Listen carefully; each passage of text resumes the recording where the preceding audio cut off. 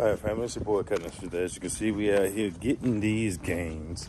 It's not a late night confessional, but it's a midday confessional. Just got on there into my part-time. Like I said, y'all know we done started just 8-week prep, vegan transformation, and we're just getting it started, man. So just checking in with y'all, seeing what's going on, see what y'all got going on today. It's Saturday. I think it's Saturday. I believe I'm off Sunday. Got my little yearly training next week.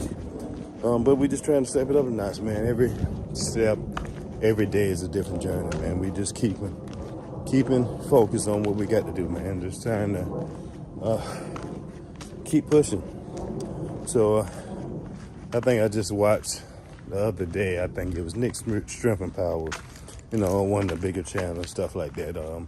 He's just a fan. He's not a bodybuilder. He's not a analyst, even though he got some good insight. He's been around the sport for a long time, but just looking at Big Rami's situation, I don't even know what's going on with it. I don't know if it's politics. You just don't know what's going on.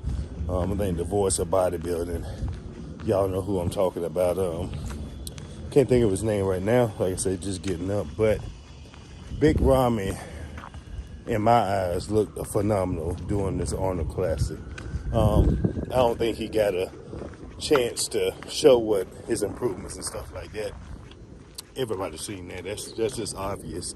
And maybe they just changing what they see in physiques. I know they go back with comparing his physique from way back 10 years ago and stuff like that. But everybody know in time, your body's going to change. So you can't compare nobody to a past looking physique. And they just won the Olympia, 2 years ago? So same physique. But I think he showed up, if not just like the same package that he won the Olympia with, it might have been even better as far as conditioning and stuff like that. So I don't know, man. Just share your thoughts. Let me know what you think. If you've seen a Big Rami competing in Olympia, what that was, 21, when he actually won, I don't think that was his best. I think 2020 was his best look. I think this one, he was heavier, more conditioned. Even his back came back. He didn't have that, I don't think maybe the roundness like he had that first year when he came out, because it was the wow factor. He was shredded. He was, it was not expected. That was the first time he nailed his conditioning. So they gave him the props, he won. But as far as mass on the frame, he has an X frame. He has the mass. And maybe it's not as pretty as everybody else, as far as Andrew Jack, as far as Samson. I still think Samson won overall because I like his physique. I like his hard work. I know he done been through a whole lot that people just they either forgot when he was stuck overseas competing. And the journey been hard, man, for Samson. And Fuad has been there with him all step of the way as far as Samson coaching him and his wife doing everything by themselves, financial stuff. I mean, it's been a whole lot if you really got into depth about with Samson. So I commend him for actually winning. But after the winner, you look at Nick, his frame, everybody's seen he was unbalanced. He was more conditioned. He was more streamlined. It just don't work for him because he's a blockier physique. He has a lot of muscle on that frame. So the conditioning, the X frame actually washed out his look that he normally goes for as far as a freak factor. And it made his legs, which are huge, appear small on stage compared to the big guys. So as crazy as that sound, when you seen Nick on stage, you didn't get that shock value like you did the first couple of Olympias that he went to, or his first couple of shows. You didn't get that freak factor. Even though the old Arnold Classic, he brought the freak factor because he had that wow factor.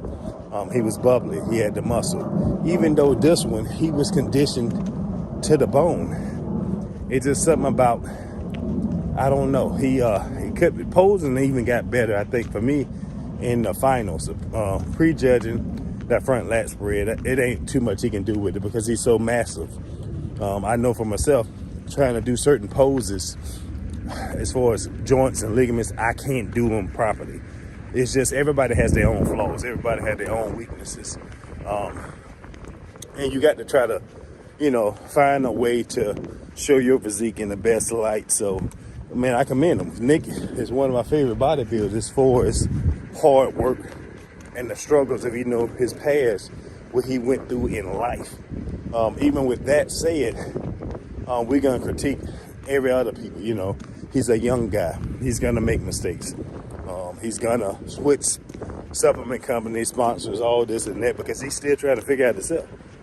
Imagine yourself when you was 6 years old, 27, 28 now, maybe, but at that age, and then you go to stardom pretty much from being an average Joe or a hopeful. He wanted to go pro. He wanted to achieve all these things, and actually doing it, your belief gonna go off the chain. And just being a male, we, especially confident, you're gonna think about a whole lot more, man. You're gonna already believe in yourself, and especially when you accomplish that, ain't no stopping you. When you get in your head, hey, I can do this and I can do that, it's no stopping you. I don't care. Age goes out the window even with that, because you know what you're capable of. So that belief in yourself and your hard work that's gonna pay off is something that I love about Nick Walker. Now, Fuad, those, man, him, Samson, that whole relationship, I like that, man. I like seeing a great team who done struggled actually get to some kind of success. And I reached out to Fuad years ago. He coached me on a little transformation. I think he was with, I forgot the company name, but the company who he was with ain't even paid him, even though they was using his likeness, all kind of other stuff. So every supplement company out there doesn't have the best interests of the athletes. We know the game has changed, so if a company actually want to reach out to you, they want to sponsor you, they want to support you on that journey, and they know it's going to be ups and downs, they know it's going to be struggles, but as an athlete, you got to do what you got to do to not only make yourself look good, but also because you're representing that company. So that's a business side of things, but when you go to a friendship side of things also, it's just different come to play, man. So Samson, I like that about him. As far as, what's his name? Even Blessing and Redcon, that thing, y'all seen that whole drama take place, and he's a loyal guy to the bone. He was devastated when they let him go after my man Aaron got locked up, all that other stuff, man. Y'all got to just look out for it. If you remember this story, great. But if you don't, a brief summary was Blessing came over here. He was sponsored by Redcon 1. He was in the States off a visa, prepping for the Olympia for his biggest show of his life. Aaron got locked up from stuff from past years ago, and the company decided to part ways with Blessing, dropped him while he's in middle of prep, knowing he doesn't have a place to stay, everything else, and pretty much heartbroken. He pretty much begged him, hey, can you give me 3 months, 6 months, whatever the case he may be. It ended up working out for him short term. Long term, you already see the thing. He's not there no more. Aaron is back out. And I know Blessing is with a company that I know. I know most of the upper management over there at Muscle Tech, stuff like that. So it's a good company, but I know Blessing's heart is with Aaron. So if Aaron never went nowhere, but that's just life. You don't know what's gonna happen.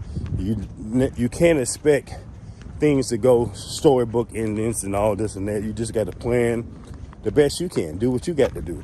And if something happens, you got to change, adjust, and keep moving forward, man. So, like I said, this last couple of years has been challenging for a lot of people. So I just try to tell people, man, just stay focused.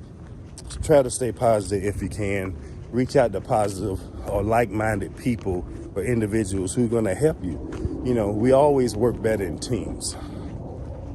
I don't try to do a whole lot of things, and it's been successful on your own as you think, but it's still somebody behind you, somebody helping you as far as family.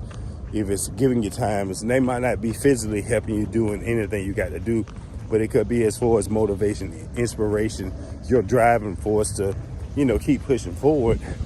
So that can be it. But I just look forward, man, to this new journey right here as far as this vegan transformation, man. It's something that I never did before, especially going straight plant-based. I went plant-based when I got back from overseas. I think that was 2014, unwillingly, because my body was rejecting the food in the U.S. after being gone for some years. I couldn't eat nothing processed in the U.S. It kept throwing it up, so I stopped eating burgers and stopped really eating meats. I don't eat pork anyway, so I ain't ate pork in 30 plus years. But yeah, I stopped eating meats and just kept doing what I had to do, man. So I just want to tell people, man, just listen to your body. You never know what your body is going through, but it's always going to show you a sign. It's going to let you know if something's not right, if you're not feeling good. And there's steps you can take to help your body, to help yourself recover, to help yourself, stay healthy. Don't fight against your body. We always be stubborn and stuff like that, but from experience, it's a losing battle, because your body is made here to protect you. That's your survival instincts. Whether you know it or you don't know it, it's here to help you stay alive. So if you need help, reach out to get help. You need tips, find the tips. Like I said, Google, everything else. So many people, videos, you name it. There's all kind of people around you that can be motivation or your inspiration to help you achieve your goals. It's never too late to start investing in yourself. I just did a vegan,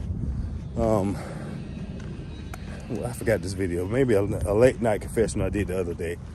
And it has, I think, 3 ladies who are vegan. One is 72, the other one I think is 70, and I forgot the other lady.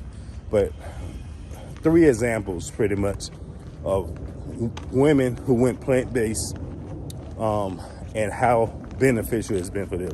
One 27 years, the other one 20 plus.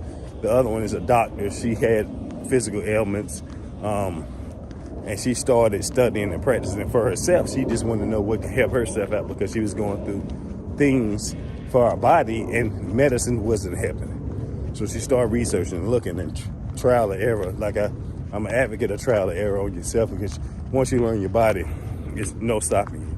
Or having somebody else, like a nutritionist, coach, figure out your body for yourself. If you're too busy, you don't have the time or energy to go into depth about it, because that's their expertise. That's what they do. So I'm an advocate of that. But the bottom line is for you to recognize that you can help yourself. You can benefit yourself. It's about longevity. It's about being here. But I just want to get on here and rant real quick. Let me see what time we got. That's only been 13 minutes. So, but yeah, I ain't gonna stay too long, man. But we should check back in on that real late night confessional. I guess this is a midday confessional. It's your boy, Confessional.